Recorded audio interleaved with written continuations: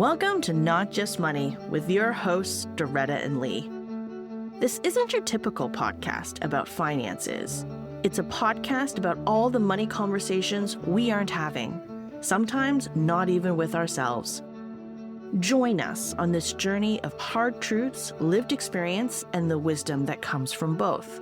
Because money is never just about money.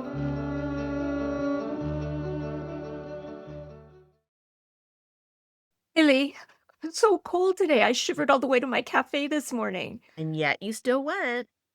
Of course, I still went. Winter's arrived in Canada by weather, if not yet by calendar. If I were afraid of a little shiver, I'd be locked down till April. I mean, sunshine is sunshine, especially when it's in short supply. But I personally find this time of year so difficult, with the days getting shorter and shorter. I mean, we'll be down to less than 9 hours in a couple of weeks. The countdown always starts for me towards the shortest day of the year. After that, I always feel better. Yep, me too. The winter solstice, and then the days start getting longer again.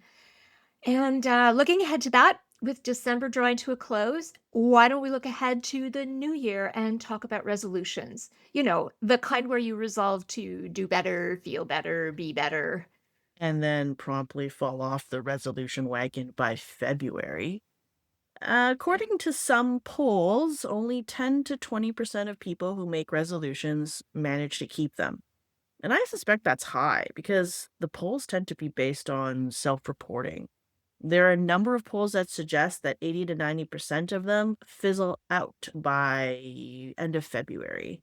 I suspect some of those people had multiple goals and were successful or somewhat successful in some of them, and that can explain the kind of variation in the numbers. But it's really interesting, isn't it? How many fail? So, in your research, what are the most common resolutions? Pretty predictable. According to a recent Canadian poll, the top five were health, finances, mental health, relationships, and learning. Either a new skill, hobby, or work/career/education.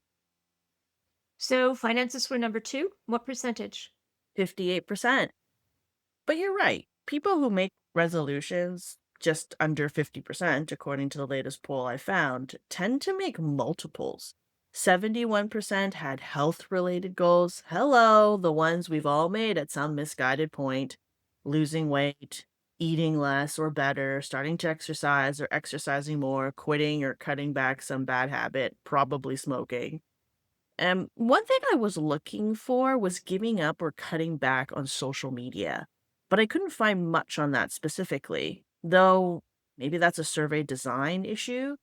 I expect it figures into the improved mental health category, like a dry January, except not for booze. One interesting thing: the younger you are, the more likely you are to make resolutions. People under 35 are the most likely, and people over 55 are least likely to make resolutions. It basically decreases on a predictable curve between the two. And for the under 35ers, cutting back on alcohol was a big favorite. Now, to be fair, I don't want to make fun of people who make New Year's resolutions, but the data doesn't support your success. And, another thing that's coming out of the data is that the state of the economy, food inflation, etc., are making people think harder about money goals, which I found interesting. Yeah, that makes perfect sense. And, we've been talking about resolutions, obviously, before we started recording today, because we were thinking about, what topic do we want to end off 2025 with. But you know how I feel. I don't want to say negative about it, so I'm going to invent my word of unpositive in terms of how I feel about them. But what about you? Do you make New Year's resolutions? Oh, not for a long time, but I'm old. I know better. Right. 55 plus. So wait, you've never made them or kept them? Well, I made them, and like most people, I gave up on most of them by February. It really depended. It depended on the kind of resolution, really. I mean, I was pretty good at keeping money saving ones, and as I got older, the traveling ones. but I gave up on things like going to gym, which I absolutely hated, and I have many years worth of unused gym memberships to prove it. Yes, you and every other person ever. And losing 10 pounds. I finally accepted the fact that being a size 8 was just not as important to me as loving food. I think the last resolution I made and kept was about 10 years ago, and it was about housekeeping. Wait, what? Seriously? You. Housekeeping. Yeah, I wanted to be tidier and have neater drawers. God. I was tired. Well, I was tired of always hunting for things. And it was a resolution that I used to make every year and fail at dismally. Honestly, if you could have seen my house when my kids were growing up. But then someone gave me that Marie Kondo book. What is it? You know, about the life changing magic of Barking tidying up. joy. Sparking joy. Yeah. And it totally worked for me. Although when I think about it, it wasn't a New Year's resolution thing when it happened. I think I got that book in the fall, maybe. But I just dove right in, and also I didn't have any kids at home by then, so that probably also made success more likely. What about you? I gather you don't make New Year's resolutions. Ooh, okay, so true to research, I did when I was at least sub 35, maybe even sub 30. And to be honest, I did it mostly because I kept getting asked about my New Year's resolutions. So instead of being lame and saying I didn't have any, which I tried for a couple of years, I honestly made some up. And the generic ones, right? Oh, eat better, lose 10 pounds. I think I felt like that if you said you didn't have any resolutions, people looked at you differently. They felt you weren't serious about personal growth or becoming a better person. Wow, that's a strange self-reflection moment for me. Is that a millennial thing? Is that weird? It's weird, not at all. I think a lot of things we do when we're younger are about conforming to what's expected of us, not by our parents. We've already done most of the rebelling we're going to do there, but we still pay a lot of attention to what's expected by our peers. And I also suspect that the New Year's resolutions we make for others, for other people, are a lot harder for us to keep. They're just not meaningful to us. Like, my tidying up was really meaningful for me. I really wanted to do it. I wasn't good at it, and I wanted to be better. And once I had a system that worked for me, it became my regular habit really easily. Oh boy, well, there was that whole period where I was convinced that I needed a vision board. Vision board. Apparently, vision boards are a real influencer thing now, replacing resolutions. Vision boards and bingo cards. Oh, you know me, I always say I've always been ahead of my time. Yeah, for me, I had these 3 big dreams, that in my early adulthood, that I stuck to on the wall of my bedroom. So if you can imagine a mix of statements, and I'd wake up, in the mornings and see them, and I'd see them every night before I went to bed. Did that work? I mean, did you find them inspirational? They were not. It was an utter fail. What it did was become a constant reminder that I was nowhere near pursuing or achieving my dreams. At some point, probably in my 30s, I abandoned that toot sweet. So that's my story. Interesting. And I guess it's even consistent with the data, even with vision boards. So you and I are definitely not good adverts for making New Year's resolutions. Whoops. But to be honest, there's still part of me that sees potential value in resolutions. And I'd like to help people who are inspired to make them stick. So there are some points I think it's important to dive into, like the nature of resolutions and how the way we frame them matters. But before we do that, I want to dig around a bit into the whys of resolutions and why we do them at New Year's.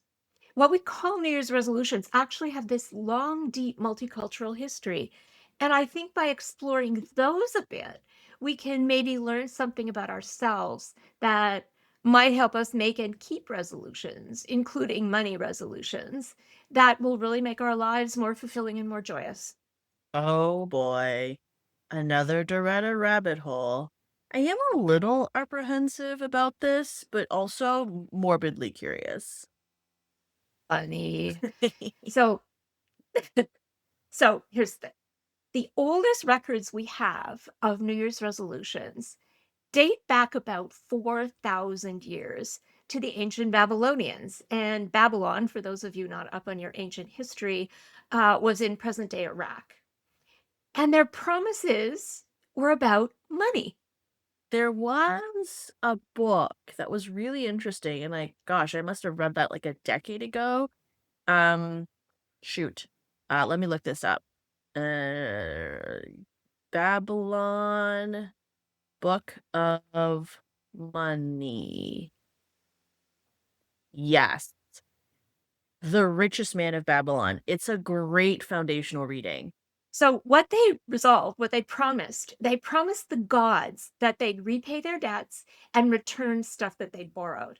And the idea was that if you kept those promises, it would keep you on side with the gods for the rest of the year.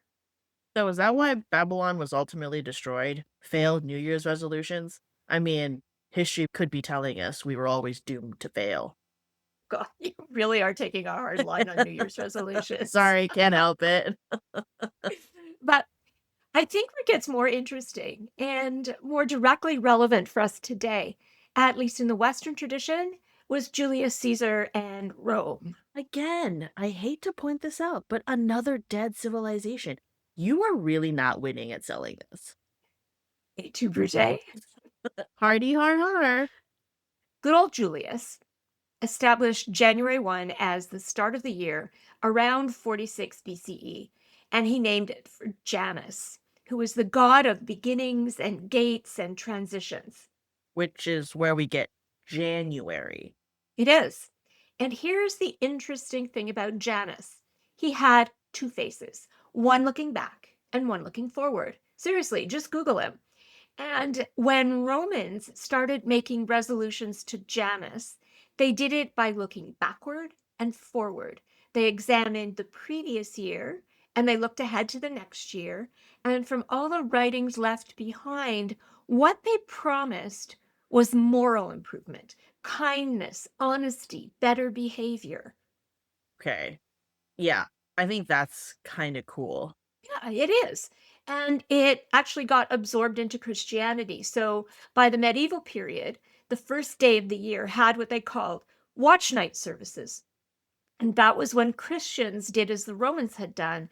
They reflected on their past mistakes and they renewed their commitment to be more virtuous. You know what's interesting about that? It's not really about the kind of self-improvement we think of resolutions being about today.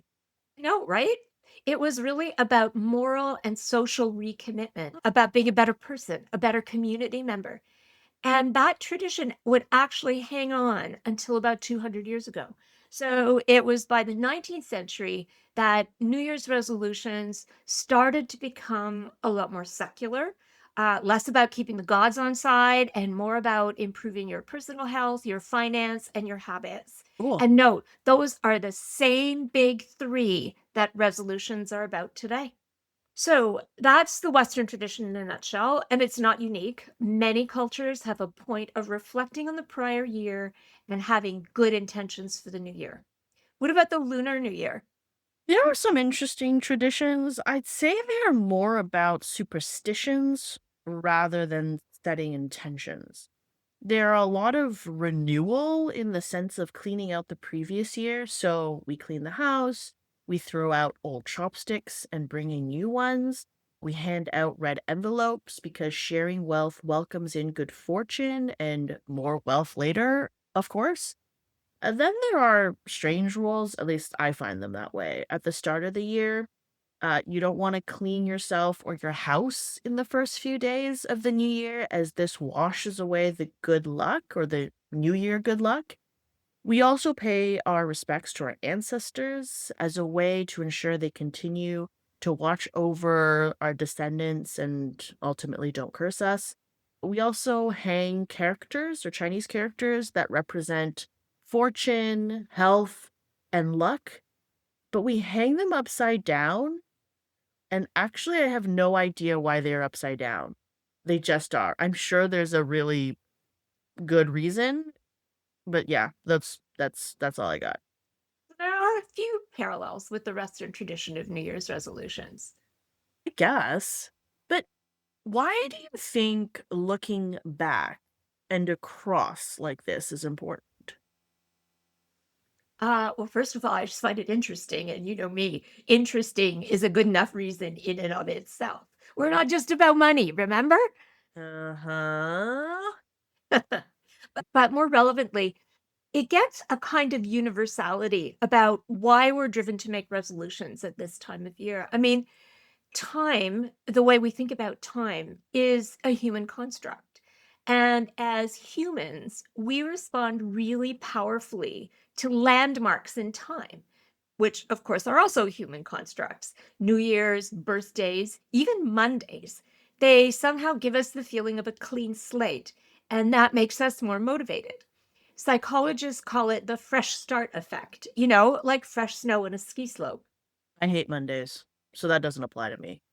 But is that how resolutions fit in at these pivotal moments? Yeah, I kind of think so. I mean, resolutions give us a way to think about and shape our future selves starting fresh, like cutting a new trail in the untouched snow. So apropos as it's snowing heavily outside my window. But to be honest, I tend to think of New Year's resolutions as just another word for goal setting, but lazy, because then you only need to set goals once a year. I think that makes sense to think of them as goals and hold on to that thought because I will bring us back there, specifically to some of the things we've already talked about on goal setting. But the point I'm trying to make here is that there can be something really special about goal setting with the sense of a clean slate. And for a lot of people, they have this moment, this sense of new beginnings that can make them more motivated, give them more confidence in their ability to succeed. So, remember what we're trying to do with resolutions is reshape our identity. This is the year I'll get rid of debt. This is the year I'll save money. This is the year I'll be healthier. I'll be better. I'll be more. There's a kind of optimism to them. We start out really full of hope. But only once a year? Wouldn't it be more helpful if we just thought about self improvement throughout the year? I think New Year's becomes a kind of social pressure. I told you that's the only reason I did it. My misguided youth. Sure, but is social pressure always and necessarily a bad thing? I mean, we are hardwired to want to belong. Is it bad if I say yes? Okay. I think it's a bad thing when we think we aren't good enough and our resolutions are actually about shame and about changing ourselves in some fundamental and fundamentally impossible way, or just trying to impress others that we are mature. Fair point. I expect that what it all comes back to is our number one principle, which is Aligning with your values. exactly. And the interesting thing is that the nature of the resolutions you make matters hugely if you're going to stick to them. I mean, you were saying that the surveys show most resolutions aren't successful. So let's look at some of the reasons why. And let's do that by using your excellent point about resolutions being goals, because there is a lot of research on goal settings that's directly relevant to New Year's resolutions. I mean, think about it. The research shows that one of the main reasons we fail to achieve goals is that the goals we set are too big, too vague, too unrealistic. Think about the most common resolutions like lose weight, save money, get fit. They aren't really actionable. They aren't specific or measurable enough. And no matter how hopefully we begin, when we don't see early progress, what tends to happen is motivation collapses and then we abandon them. So as for the goals we make to go along with what all our friends are doing or what everyone on social media is doing, they may not even matter to us all that much. Like me losing 10 pounds. Ding, ding, and ding. I see where you're going. So many resolutions fail because they aren't smart goals, right? They're not specific, measurable, achievable, relevant, and time bound. One thought just occurred to me as you were talking is We set a New Year's resolution, but yeah, we say we want to lose 10 pounds or we want to save X number of dollars.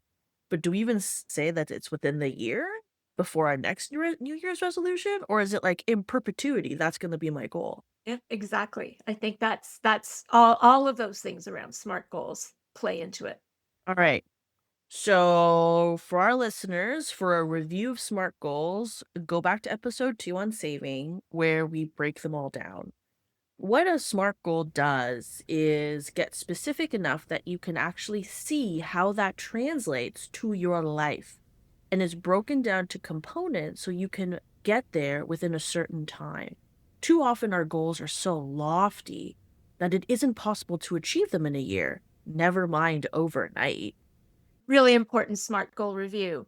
Any other reasons you can think that resolutions fail? Well, I think we have a skewed view of our future selves.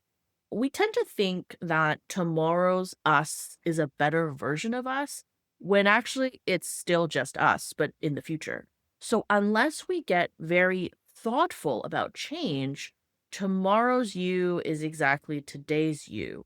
So, without that change, whatever you couldn't do today, you still won't be able to do tomorrow. Interesting. So it's about change and about making change stick. Yep. And I think another reason is this all or nothing thinking. You wander off the path once and then you quit. No plan for anything less than perfection. It's like, oh, I'm off the wagon. Too bad. Guess this is where I quit for life. One unplanned purchase, one missed gym session, one piece of someone's birthday cake at work. Boom, you see yourself as a failure. I think it also becomes a self fulfilling prophecy. Failed once, so I guess I can never do it. Or even worse, you set the right intentions, but you keep blowing past them anyway. And then that becomes the habit. For example, I try to go to bed at a decent time because if I don't get enough sleep, I get cranky. I can attest to that. Thanks, Doretta. I mean, okay, so I really try. I actually have a nightly alarm to tell me when to start winding down, and I fail that 8 out of 10 times, and that's me being generous to myself. But why? Because I probably did some work, like on this podcast, and then I do something to unwind. But I know I have an addictive personality, so I will probably watch that K-drama until 12 or 2 a.m. And I know it's wrong, but I still do it. And here's the funny thing. The more productive I was during the day, the more likely I am to let things slide.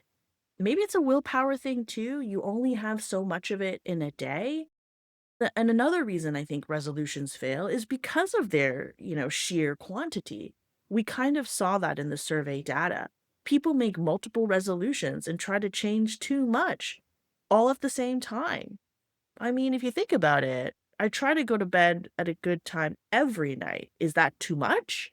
And maybe I personally feel completely overwhelmed by this. Yep. I guess that can be a real downside to that fresh start effect that you were talking about. All that new year, new you stuff. I think that was actually a tagline back in the day for some fitness or diet product or something. New year, new you. Still is total cliche. Can I throw in one more reason for resolution failure? Go for it. Post holiday exhaustion. I was reading an article, I think Psychology Today, that suggested that spring is actually a better time to start your resolutions. So you make your resolutions in the spring when Persephone leaves Hades and her mom brings life back to the earth? Or maybe should I say Pluto and is it Proserpina? To return to your Roman connections. Good classical illusion. I'm impressed. Yes. Sure you are.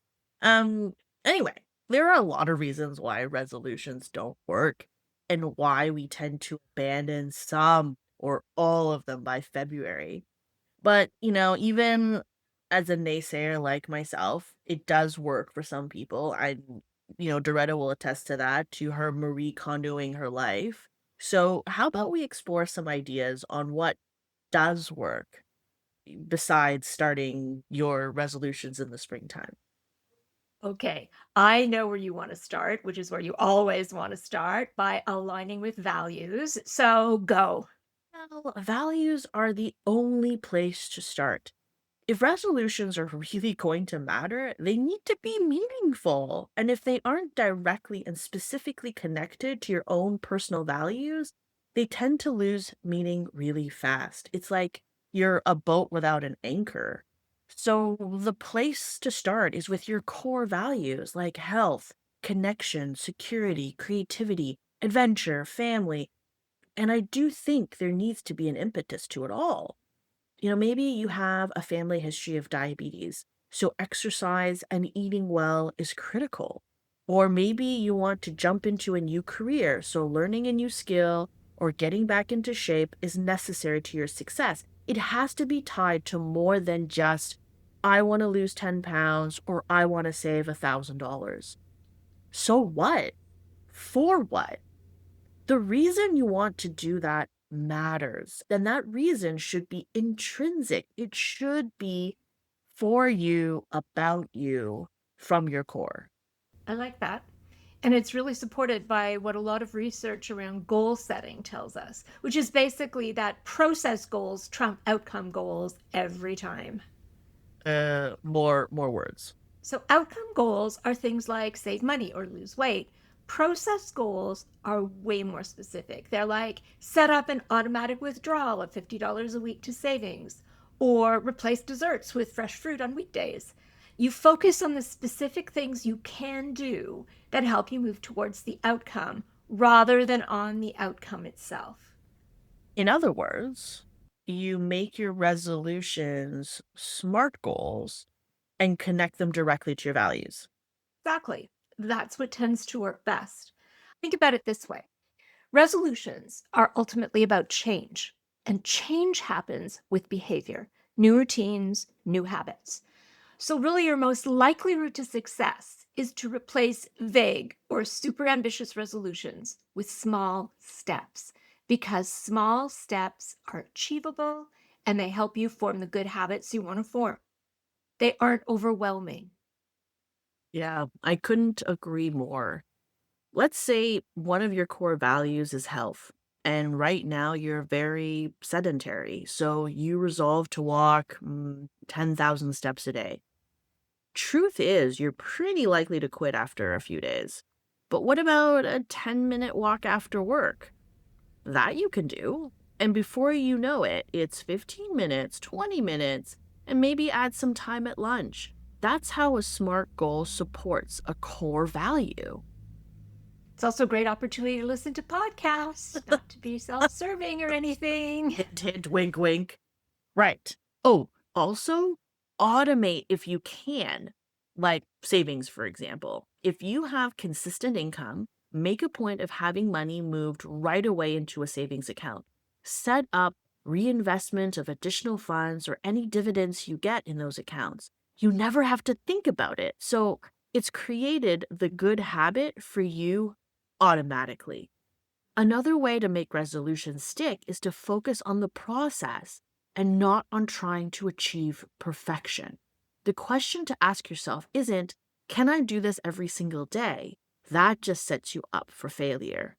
If you make one unbudgeted purchase or miss the gym for a couple of weeks or have that piece of birthday cake, as Doretta mentioned, the question to ask yourself is, can I make this part of my life most days? Or can I automate the shit out of this? Can AI help? Can my digital systems help? Because that's what matters. That's what leads to success. Consistency trumps intensity every day of the week. Big picture, the point is to identify your core values and then think about what living that value actually looks like in your real life. Going to bed earlier, drinking more water, going for a daily walk, building an emergency fund, tracking your spending once a week. And look at ways to shape your environment to support your resolution. Make the things you want to do easier for you to achieve, and make the things you want to stop doing harder. So, if creativity is one of your core values, Leave your journal or your sketch pad on your pillow or bedside table or in your bag, wherever you're most likely to see it and use it. The point is, think about everything you can do to support your own success. If financial security is one of your core values, eliminate temptations to spend. And to use your words, automate the shit out of everything you can. Yes, quote unquote.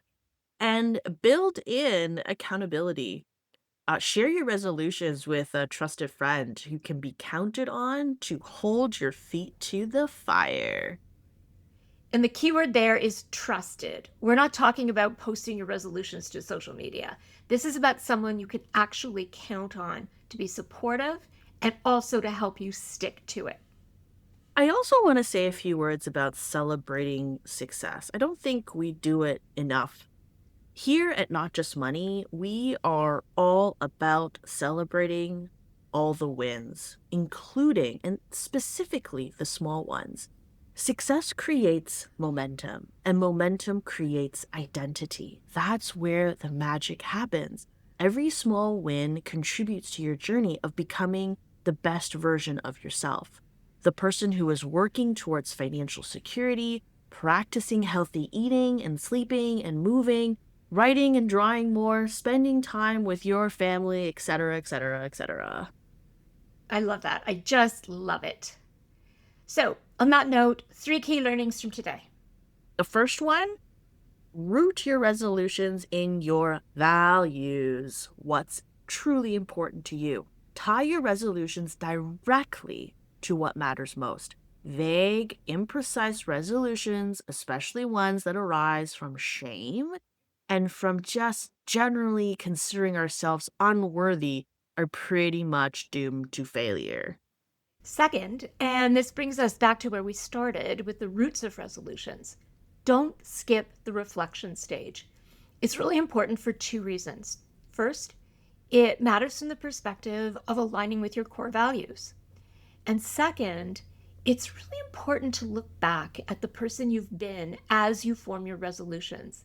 It's not just about self improvement, it's also about noticing, about paying attention.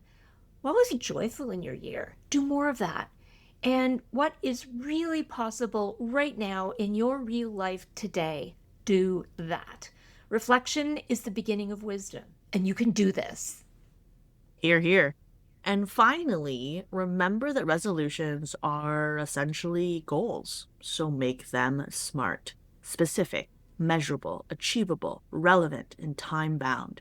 You are much more likely to stick to your resolutions if you keep them small, specific, tied to real life, rooted in values, and supported by systems. And remember, no one bats 100%. So show yourself some compassion on those, didn't make it days. Sometimes good enough really is good enough. And celebrate all the successes. Woohoo! So that's it for today. Next week, we're going to take a little break for the holidays. Lee and I wish you and your family a wonderful holiday season, and we look forward to coming back in the new year. We have a few surprises, so make sure to set a reminder or to follow us. Good talk. You've been listening to Not Just Money with Doretta and Li. Click on the show's description for links to resources related to today's conversation. Our aim is to share sources that provide objective information that can help you make informed financial decisions. Please rate and review our show. If you'd like to get in touch with us, email us at notjustmoneypodcast@gmail.com. If you'd like to be featured on the show, you can send us your questions and comments by a written email, audio file, or video file. Please include your name and city. This show is produced and edited by Lee, with original music by Leo Zhang cello and artwork by John Tu. Now for some legalese. Please note that the views expressed by our hosts and guests are theirs alone and should not be viewed as financial advice. This podcast is intended to be entertainment and educational in nature. Please seek additional professional support or information before acting on any podcast information. As always, good talk.